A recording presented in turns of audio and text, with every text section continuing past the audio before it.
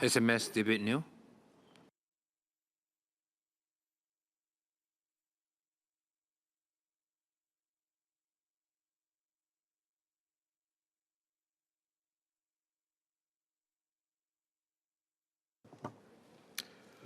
Mr. Chairman, this year, MOE's Committee of Supply theme is We Learn for Life Together. It reflects MOE's commitment to lifelong learning, which is salient given the rapid pace of change of technology in the world today. Well, there's also another interpretation, which is apt given the many conversations we've had in this chamber about AI, that we are nurturing our students to learn to live life the way life was supposed to be lived, and to live together as friends, as a community, as one united people. How do we want to nurture our students to live life? We want to help our students find meaning, purpose, and a motivation to pursue growth so they can thrive. We want our students to not be defined by their past, but have the courage to make the most out of every situation. We want our students to forge and build human connections with their friends. How do we want to nurture our students to live together? Well, I think there's much for us to learn from our pioneers. We are all very familiar with the Singapore story. We started out as a migrant society. Our forefathers of different races and religions had to learn to live together with each other. Was there friction? Certainly. But our pioneers overcame it, and Singapore flourished as a result. And we need to build on their spirit and values. We have heard much over this debate about how the world has changed. And against this backdrop, we need to nurture our students to be just as exceptional as our pioneers, if not more, and continue to have the same spirit and value of wanting to contribute to something bigger than ourselves. While the world builds walls, we must build bridges, starting in our classrooms. When we prioritize our unity, harmony, and stability, we create space for every student's holistic growth so that they can achieve their full potential, regardless of their starting point. Schools are one of the first places where children experience being in a community. Our schools offer shared experiences which fosters our shared identity as Singaporeans. Our schools also offer the opportunity for students from different interests, talents, and backgrounds to come together. Singaporeans come from many walks of life. Regardless of race, language, or religion, we bring with us a diverse range of talents. We must celebrate and nurture this. Under the Forward SG agenda, MOE will continue to enhance our education system and schools to help every child reach their full potential and make our system more student-centric. Minister Desmond Lee spoke about plans to refresh, improve, and broaden access to different modalities of support. This includes refreshed support for primary school students with strengths in the academic domain, as well as expansion of the special education school capacity.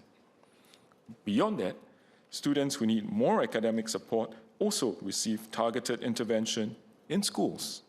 Support programs are delivered in small groups using customized resources and are taught by specially trained teachers. Recent improvements include the extension of the reading remediation program to primary 5, as well as the learning support for mathematics program to primary 3 and 4. The primary 3 and 4 mother tongue support program will also be refreshed to better engage students and narrow learning gaps. Another key initiative is full subject-based banding, or full SBB. Full SBB was implemented in 2024 for secondary schools as part of MOE's effort to nurture the joy of learning and develop multiple pathways to cater to the different strengths and interests of our students so they can achieve their full potential.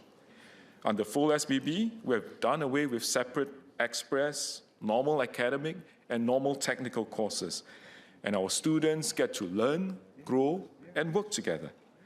Students have flexibility to customize their learning of individual subjects in their secondary school journey.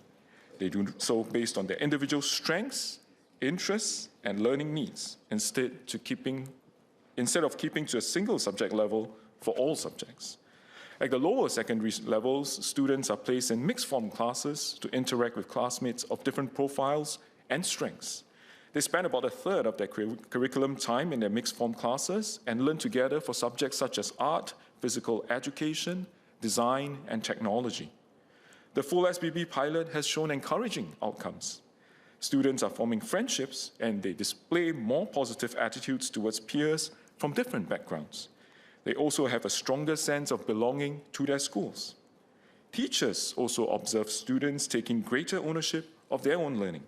Students demonstrate stronger motivation to overcome challenges and break through limiting mindsets to pursue subjects at more demanding levels. Well, take Samuel, for example. He started at one of the full SBB pilot schools, St. Andrew's School, entering through posting group 1. He was originally disheartened because none of his friends were in the same posting group. But under full SBB, Samuel's starting point did not define him or how he would finish. He was offered the opportunity to take English, mathematics, and science at G2 level at secondary 1, and he had the flexibility to continue his other subjects at G1 level. Even as he juggled a more demanding academic load alongside rugby training, Samuel remained consistent. And when he felt ready, he took on all subjects at G3, the most academically demanding subject level. With full SBB, Samuel could learn at his own pace, and he could take ownership of his learning journey.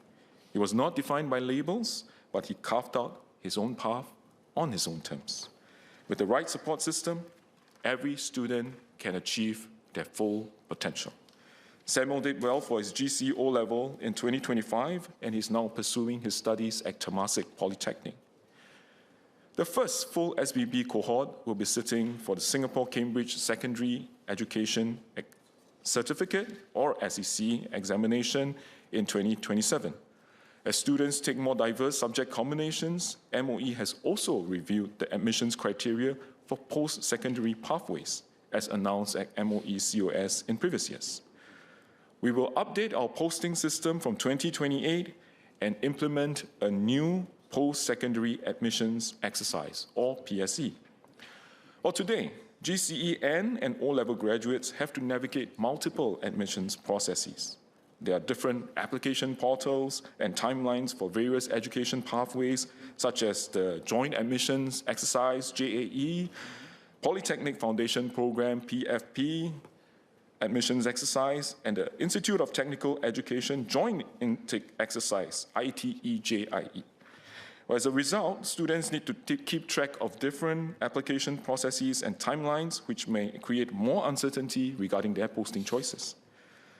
The new PSE will transform the JAE, PFP, ITE, JIE, so no more of all these many E's, just to provide a single admissions process for graduates to apply for admissions to junior college, Millennia Institute, polytechnics, and ITE. All pathways and courses are available for selection on a single platform.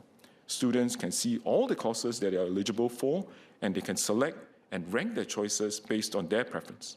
Students will no longer need to keep track of various admissions exercises. To encourage students to prioritize schools and courses based on their strengths and interests, choice order will be introduced as a posting tiebreaker for the PSE in this order: citizenship, choice order, gross aggregate score, and computerized balloting. Tiebreakers will be applied when two or more students with the same net aggregate score are vying for the last available vacancy in the course. The 2027 SEC cohort will receive the SEC results in January 2028 and apply for their post-secondary course options through this new PSE. The posting outcomes will be released by early February of the same year. So we hope that this more student-centric approach will allow all our students to reach their full potential. Beyond enabling students to reach their full potential based on their unique strengths, full SBB has also created opportunities for students to foster meaningful connections. Adam from Pandemia Secondary School took subjects across G1 to G3 levels, which gave him more opportunities to make friends from different classes. This supported his growth as a student leader as he became more comfortable and confident when interacting with others. Today, Adam is in his school's student council EXCO. By providing students with opportunities to interact with a wider group of peers, full SBB also helps us dissolve perceived boundaries between them and us. Farin from Fuhua Secondary School discovered the joy of meeting new people.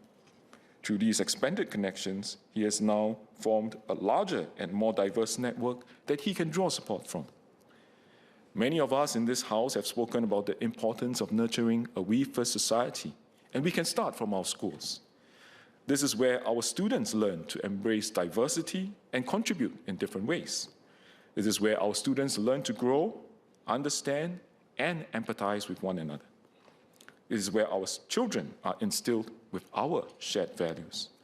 In this regard, grounding our students in core values and 21st century competencies is critical. Values like resilience, respect and harmony, and civic, global, and cross-cultural competencies. This forms the basis for openness, so we can know, understand, and empathize with one another. These values and competencies need to be lived, embodied, and experienced. To Mr. Sean Huang's suggestions, MOE has implemented moves to free up space for holistic development while reducing an overemphasis of academic results. We want to teach less and learn more. This provides greater room for students to conduct student-led, self-directed exploration. Well, when mid-year exams were removed, teachers from Fuchun Primary School did not use the opportunity to cover more curriculum. Instead, teachers thoughtfully designed lessons to weave in development of 21st century competencies into students' learning experiences.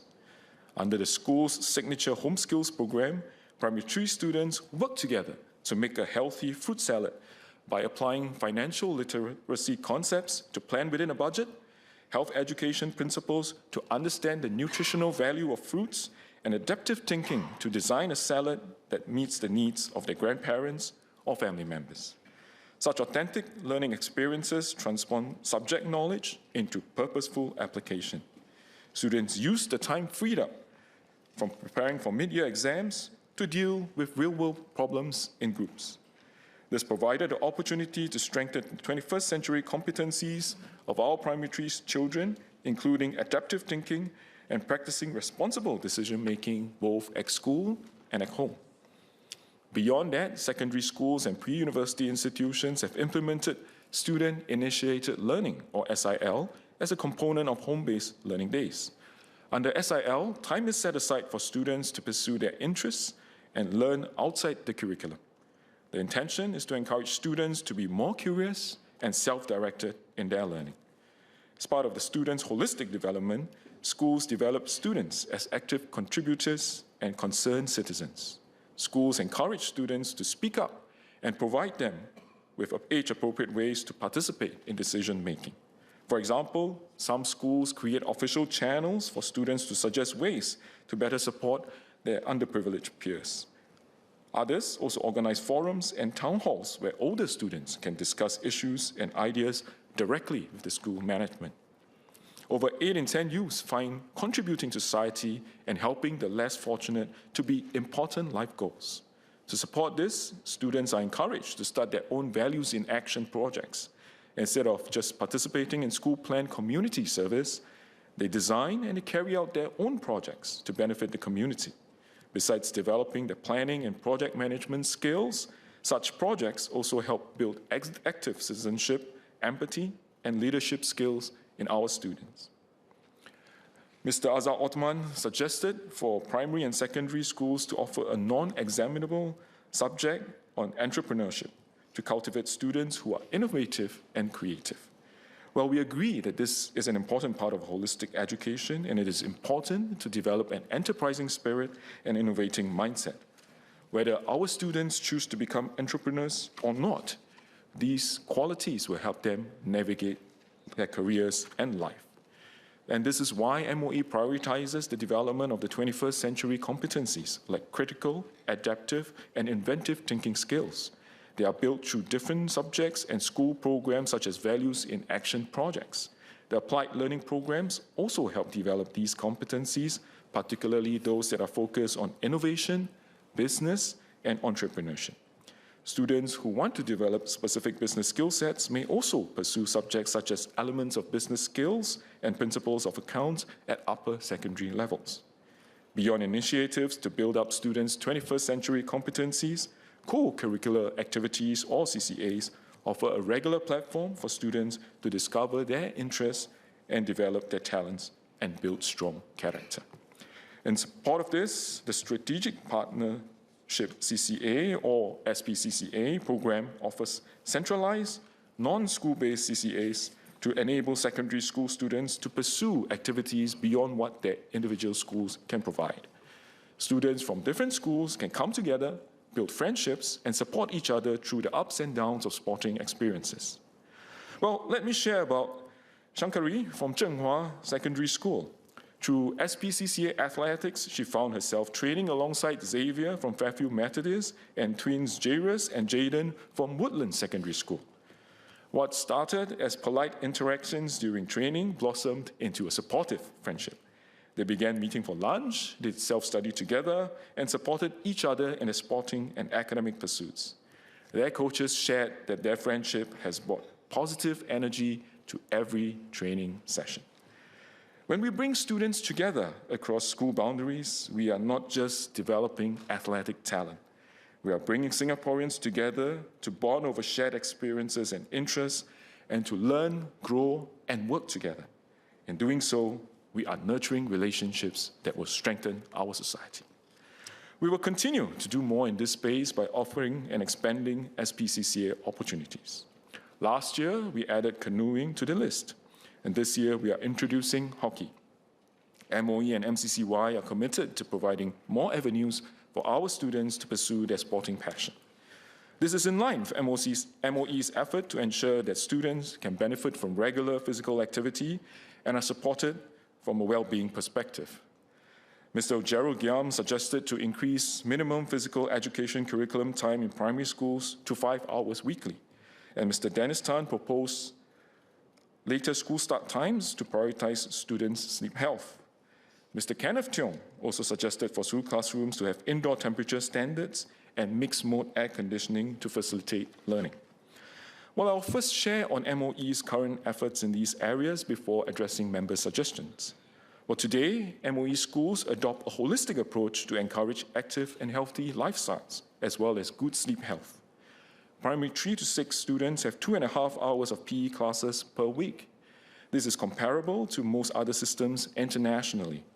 Through PE lessons, students learned about healthy eating, how to exercise, and the importance of cultivating good sleep habits. And beyond that, primary school students have opportunities to be active in school through the program for active learning for those in primary 1 and 2, and CCAs for primary 3 onwards, as well as interclass games, unstructured play during recess, and school camps. Heat mitigation measures are also adopted to tackle rising temperatures and improve thermal comfort in schools. MOE has been studying the impact of rising temperatures on learning, believe it or not, since 1989, when then MP Mr. Chandra Das first asked if MOE would air condition our classrooms and the implementation timelines. Over the years, we have been careful not to rush into air conditioning, as the technology was not as energy efficient. Instead, we've relied on passive cooling solutions, and we design our schools for maximum natural ventilation and for classroom windows to be north-south facing to minimize heat transmission. And as temperatures have continued to rise, and as technology evolved in recent years, we have added more, faster, and quieter fans to all classrooms, coated school building exteriors with Scholar reflective cool paint, and we adopted uniforms with moisture-wicking or breathable materials to combat heat and humidity. We have also implemented mixed-mode cooling in school halls with a target temperature. But we are not stopping there. And that's why we commissioned a study in 2020, which Mr. Tiong cited, precisely to determine how best to apply mixed-mode cooling to bring about optimal thermal comfort conditions, including temperatures in classrooms, while balancing other considerations such as long-term heat resilience and acclimatization, energy consumption, and impact on the environment. We are thus committed to ensure that all students regardless of which school they attend, have access to conducive learning environments. This includes exploring mixed-mode cooling for classrooms as the science becomes clearer. I thank all the members for their very well-intentioned suggestions. But like the trade-offs for mixed-mode cooling, there are also trade-offs in our other suggestions.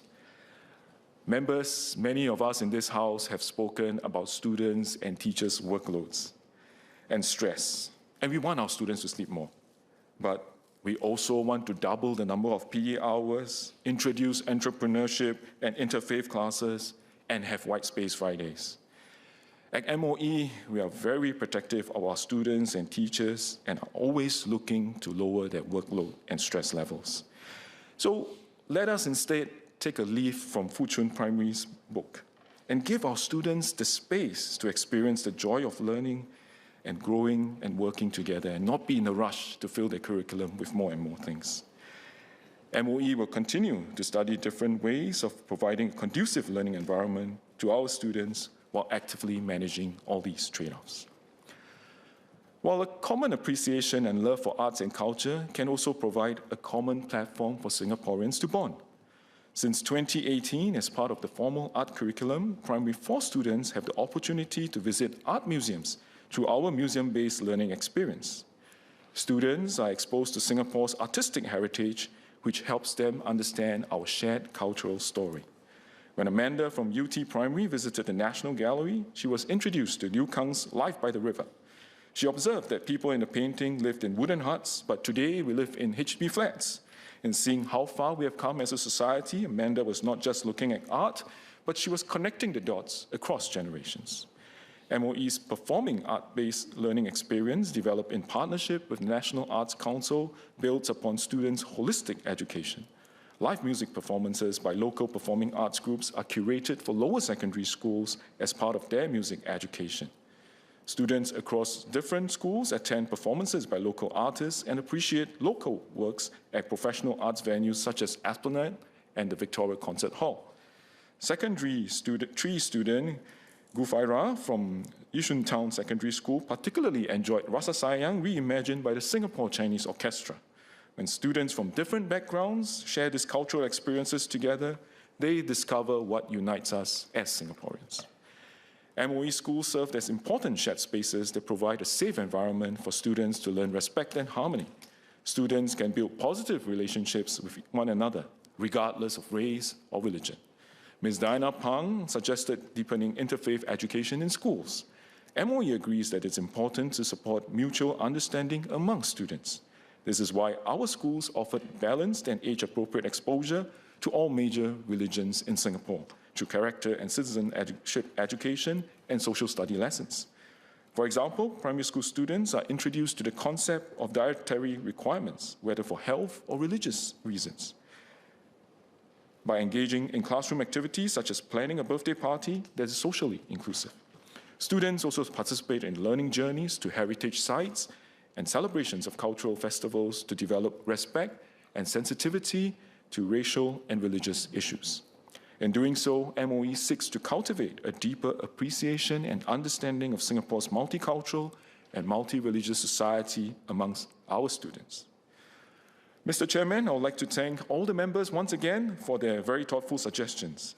Much of the discussion in this debate has been about AI. And in this AI age where algorithms shape choices and technology drives us into echo chambers that pull us apart, education is one of our most human acts of connection. It teaches us empathy, critical thought, and all shared values that make us one united people. Let us work together to shape an education system that will not just make our students smarter, but also more human and more connected. A student-centric education system where we learn for life together so we can nurture every Singaporean to achieve their full potential.